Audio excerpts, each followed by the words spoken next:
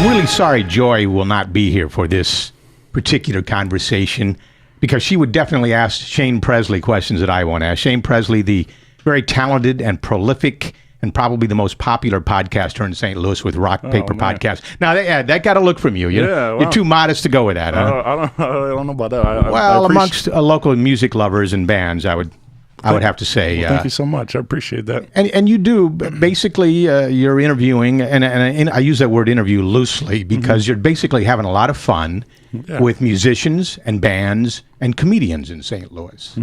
And congratulations, you've been doing this 2 years now. Yeah, 2 years. It's crazy. I never really liked to look at them as interviews. Ever since the beginning, I always kind of wanted more of a hangout, just... these are all friends of mine. And that's the way it comes off. Yeah. And what a challenge that is, because you often, I think recently you interviewed, I think I wrote it down, who was it? New Lingo. And you had 7 guys in a room with how many mics? One mic. One. Yeah. And it sounds good. It works. You can actually follow it. Yeah, there's some of that, like obviously with 7 voices, it requires a little editing and post to boost some vocals and drop some because everybody speaks at different levels. So so it is a little tricky with one mic. Excuse me, but hopefully someday I'll be able to get a little more equipment. Work up to it. Yeah. Well, I think I read somewhere that you have more than one job. I mean, you have a lot of jobs. Yeah. I know you're the doorman at Oyster Bar. Yeah, I'm currently employed 3 places. So, and then I do this the show 3 days a week. So it's it's pretty much a job. But what does your wife Stacy think about that? Does she ever see you? We definitely we try to make like Sundays are usually our date day kind of stuff. We make time for each other too. But yeah, it's all part of the fun of it. The hustle is just trying to manage it all. But I do. Keeping it balanced is very important to me as well. Do you edit much? I know you mentioned edit, but do you edit your shows much? Doesn't sound like not a lot. No, I try to keep it pretty casual conversation, and occasionally I'll have to cut something, but for the most part I let it just go. Well, obviously you don't cut the language, right? Yeah, I try to, and that's a part of the fun of also being on the internet and everything is being able to be uncensored and not edited. So I don't.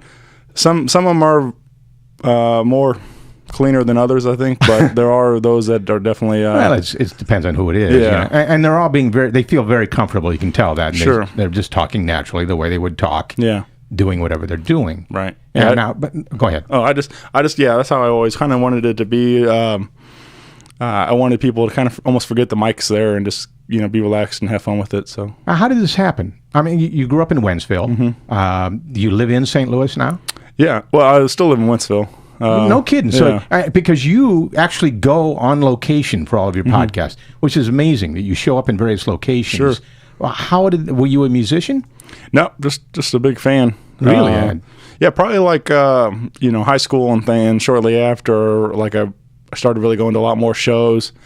I had friends in local music that they were playing over at Pops and everything else. Like they would go over there and do their shows, and I would go watch them. And I started following their shows and led into meeting all kinds of other bands and going to more shows, and then so it just kind of snowballed. The addiction, if you will, grew, and to where it is now. And so I just kept meeting all these people, and I enjoy all the music and the people making the music. And I started writing a blog for a while, just doing like album reviews, and then sort of got burned out on that, and I decided to take it to the audio format in a podcast. And I was listening to a lot of podcasting already with Nerdist and About Last Night and Crab Feast, and that's actually Crab Feast is what got me started on it. No kidding. I met Jay Larson at the Funny Bone, and I knew of podcasting before all that, but Jay.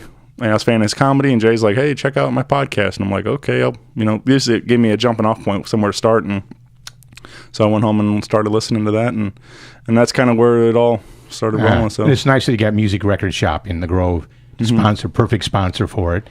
Yeah, you do some podcasts from there. Yeah, we recorded one the other day there, which was a lot of fun. With I've only done like 2 of them in store there. Have you ever thought of telling people ahead of time so they can come in and watch you do it, or would you prefer they don't? Yeah, I don't know. I mean, I'm not opposed to it. It's just I think it would have to be the right guest and things. Yeah. Sometimes some of these interviews are the very first interview or radio show or anything. So yeah. So it's like I don't want to make them nervous. Sure, right, just another. Well, when the comedian Nathan Orton agreed to do it at a Denny's. Yeah. How did that work out? I mean, that's amazing. You guys were for an hour sitting at a table at Denny's. Yeah. Those are always fun. The comedian ones are great for me, like because you can pretty much throw anything at those guys and they'll run with it. Sure. And, so it's always. But did other tables start watching and realize what was going on? Yeah. No kidding. They just left you alone. Like I did one so that one was Denny's. I did one Taco Bell with my friend Bobby J. Cox, another local comic.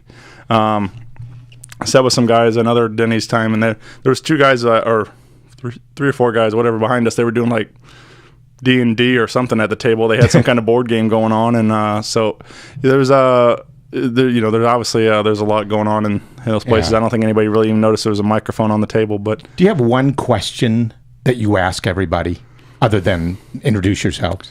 Yeah. Usually I try to. The show is centered around St. Louis. It's not solely St. Louis. There are some national acts that come through I've had on the show, but for the most part, it's people in the greater St. Louis area. I mean, I've been as far as to Columbia and Carrollton, Illinois, and Cuba, Missouri, and a lot of surrounding areas. But I always like to know if people are from St. Louis or moved here, or where do you go to high school question? No, I don't go. I don't take. But does that still work with your generation? Does that work? Yeah, sure. Because that's been forever. Yeah, it's amazing. You still get it. Yeah, but it's it's definitely a St. Louis thing, but yeah, it's just I don't know. I don't ask it, but yeah, it's still out there. A lot of people still asking. But what do you want to do with this? I mean, you are, in my mind, you're successful with it. You have a good, strong following. You do it weekly, at least once a week, right? They're like around an hour long. Yeah, I've been doing. So I started the show with Chris in 2014. Yeah. Me and Chris did about a year together, and then he stepped down. And then so from after he left in like May of 2015, I've been doing 3 a week for the last year. 3 a week? Yeah. So wow. Any disasters? No. I mean, they've all been pretty good. There's only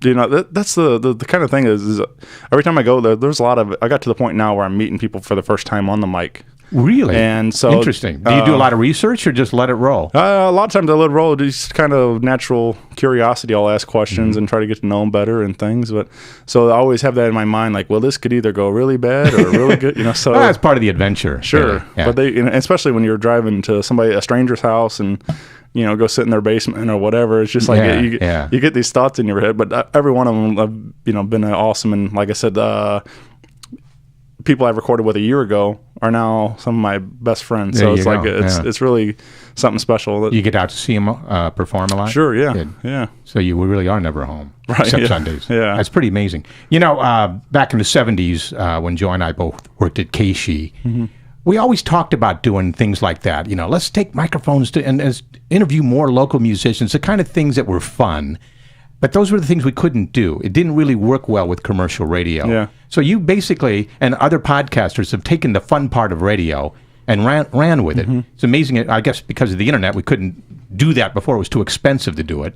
But now it can be done. Sure. It's nice that it is being done. Now, you're celebrating 2 years. You're going to actually have a party. You put a party together. Yeah. Tell us about that. I did. I did one last year over at Steve's Hot Dogs in Tower Grove, which was a lot of fun. It was kind of this acoustic brunch thing. And this year I wanted to do something a little bit different. And so I brought in some friends. I'll be doing it. It'll be June 24th. It'll be 10 p.m. start. Go to the bar's open until 3. Live music till at least 2. Which bar? It's Broadway Oyster Bar. You know people there. I do know people there. Yeah. Will you be working the door that night? Nope. Took the night off to enjoy the fun. But yeah. So Broadway Oyster Bar, the 24th. We got Matthias and the Pirates, Brotherly and the Leather Jackals, and Skyburnt and White. That's a Friday night, right? Friday night. $7 at the door. Get you in.